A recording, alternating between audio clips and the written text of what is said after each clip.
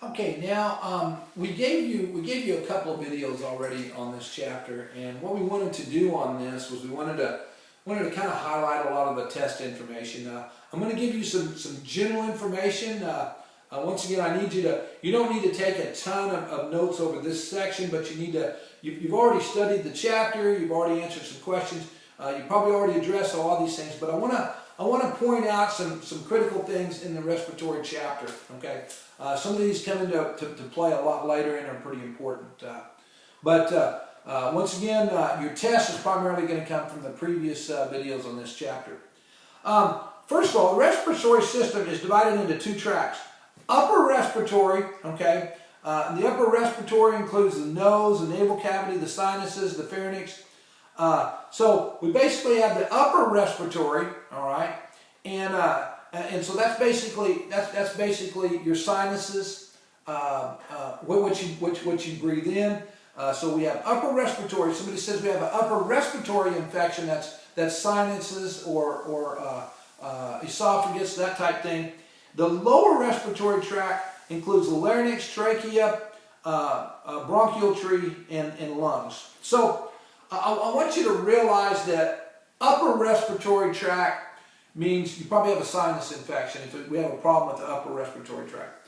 Lower respiratory tract means that it's down into the lungs, it's into the bronchial tubes. Now, let's talk about the difference between a cold, bronchitis, and pneumonia. A cold is an infection or something that's causing our temperature to elevate, but the problems occur in the sinuses. Okay, so a cold occurs when we have some type of infection in our sinuses, upper respiratory infection. Now, when that bacteria or that infection or that problem goes down into the bronchial tubes, okay, down in through the larynx, okay, and then we go into the brachial tubes that break off. Look like I'm doing some kind of signs there, okay. But we've got this tube going into our lungs and this tube going into our lungs. The tube that goes into those lungs, okay, are called the brachial tubes. All right. When that infection, okay, and it could be a staph infection, meaning the bacteria could be growing. We could have a large mucous membrane trying to stop this infection. But whenever it gets in the bronchial tubes, that's what's called bronchitis. All right, that's what's called bronchitis. Now, what's pneumonia? Pneumonia is where we go beyond the bronchial tubes and we go into the alveoli. Now, what's the problem with pneumonia? The problem with pneumonia is we have this perfect little environment. It's a pretty good environment in the sinuses, right? I mean, we're breathing in, it's making all the air warm, nice warm air, body temperature. Oh, bacteria love to live at 98.6, 98.8. That's why your temperature, whenever you get a cold, will go to 99, will go to 100, okay? Because we kill bacteria, the bacteria die off at 99, 100 degrees. Now, if your temperature is 99 or 100, all right, then we're not worried about problems. We're not worried about problems on the brain. We're not worried about electrolyte problems. I mean, we need to drink water. We need to drink electrolytes. The brain doesn't want temperatures over 101. And we begin to cause a lot of problems within the sensors of the body. We begin to cause a lot of problems between the linings of the brain. We begin to cause intercellular problems in the brain and in other parts of the body, but especially in the brain if the temperature goes above 101. But if you have a temperature, ordinarily, 98.6, average body temperature, yours may be a little above, a little below, but that's where bacteria love to grow. I mean, that is almost perfect. It's perfect growing temperature for bacteria. Well, which is good for our stomach and areas where we want bacteria to grow, but bad when we get in the sinuses and we have a cold developing and all this, and we get staph or Staphylococcus aureus bacteria.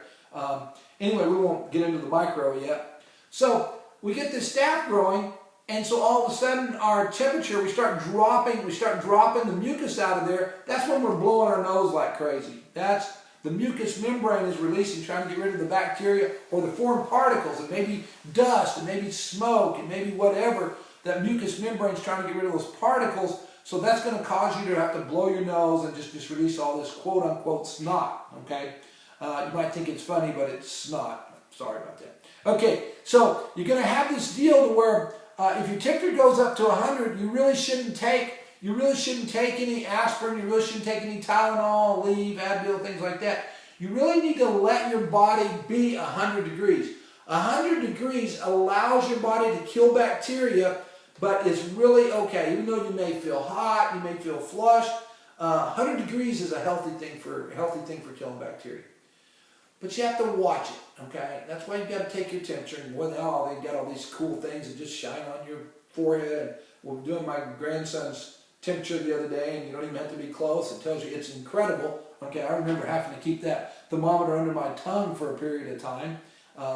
Anyway, so when your temperature gets to be 101, then you need to take the aspirin or the Tylenol or the ibuprofen and bring that temperature down.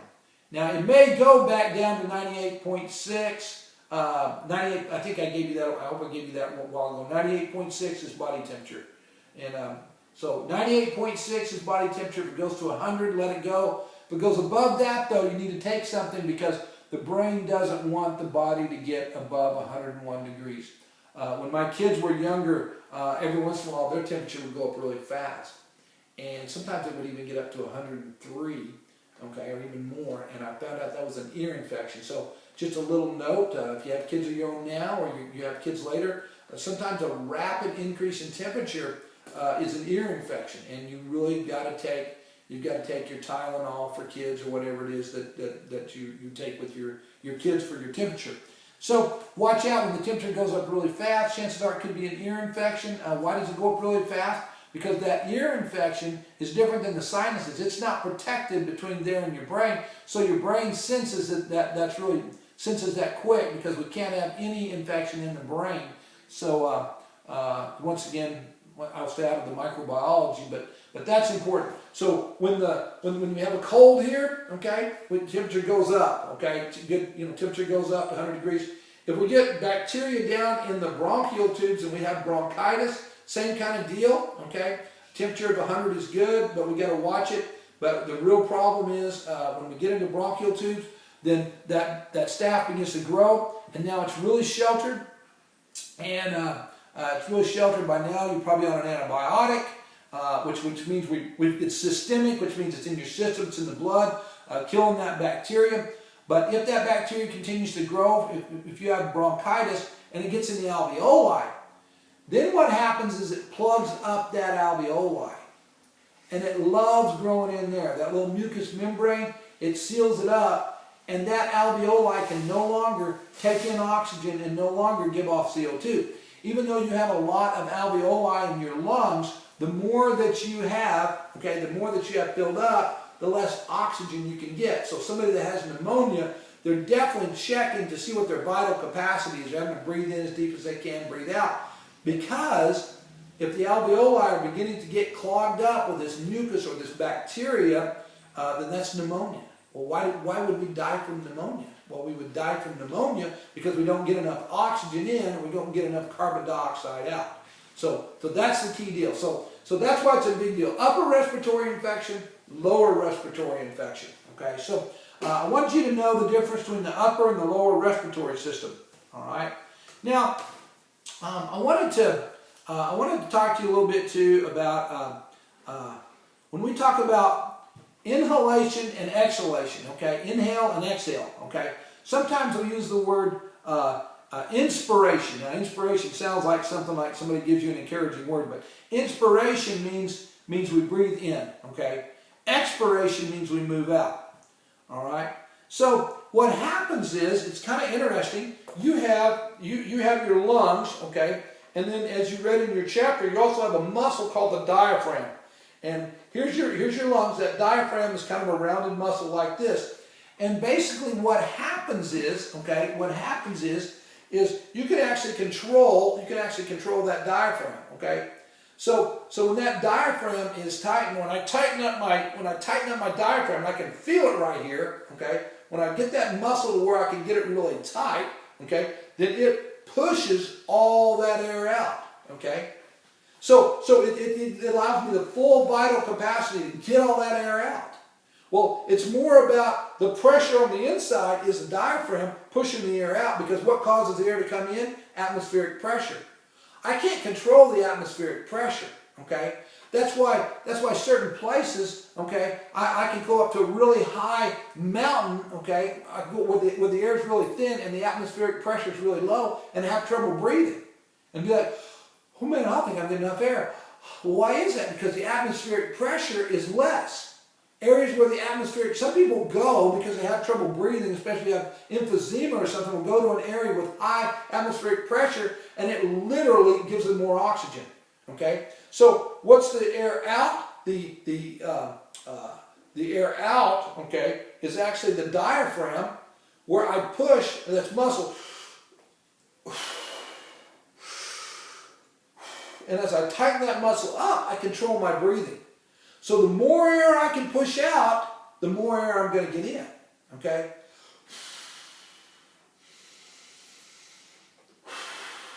And that's the diaphragm. Now, people that are professional musicians actually train that diaphragm. They actually feel that, because the more, and professional singers will tell you, they actually, in music training, they actually train this diaphragm. And maybe you've been in a music program and they say, let's feel your diaphragm so you can feel it. And they actually build that muscle up. You ever wonder how somebody can just hold that note forever and ever and ever? It's because their diaphragm is extremely strong, so they continue to exhale the air out. And of course, in the sound, it goes through the trachea, okay, the true vocal cords versus the false vocal cords. So once again, they work on the diaphragm. So the external pressure, okay, the external pressure coming out is the atmospheric pressure. What's the internal pressure to push the air out? It's the diaphragm, okay. So what they'll call that diaphragm is the thoracic muscles, that muscle in there. So that's kind of part of the breathing mechanism. I want to talk about one more thing, okay.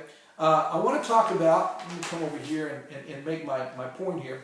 I want to talk to you about something that we had in the area here. When it talked about pH, okay, and what controls breathing? What controls whether the alveoli release the oxygen into the blood? Okay. What controls whether or not our body says we need to breathe deeper? All right. And it all has to do with how much oxygen we have in our body and how much CO2 we have in our body. So when we have a low pH, okay, when our blood is a lower pH, then we have a higher concentration of CO2. All right. So low pH and high concentration CO2 makes us breathe deeper because we need more oxygen. So it's actually a pH and then the amount of CO2. Oxygen is healthy, we want that, but we get too much CO2 and that's poisonous. Now, here's the thing. It's kind of interesting because we do stupid things to our bodies sometimes. Drinking alcohol actually changes the pH of our body, and it actually lowers our breathing rate, but yet we need more air. That's why a lot of people pass out when they drink alcohol. It's one of the most unhealthy things you can do in your body is change the pH of your blood to think that you have a lot of oxygen in there, okay? Alcohol is a base, okay? It's a basic pH. So it's kind of interesting because we modify the pH in the blood, but on the same token, when we put this alcohol in our body, it causes us to think we have a lot of oxygen when instead we just change the pH. So instead we lower our breathing rate. So basically what happens when somebody passes out from alcohol is because they don't get enough oxygen to the brain. The brain says, okay, you're a total idiot. You didn't take care of yourself at all. You're a total idiot. And so we got to take over. So when it passes out, it goes to the automatic part of the brain. But I want to talk to you, that's just a little bit about the alveoli. So in a nutshell, we covered a lot of stuff on respiration. And you're going to learn a lot from your chapter. Just take a few minutes just going through the chapter and looking at it. It's fascinating. So good luck on your test, and I'll see you on the next chapter.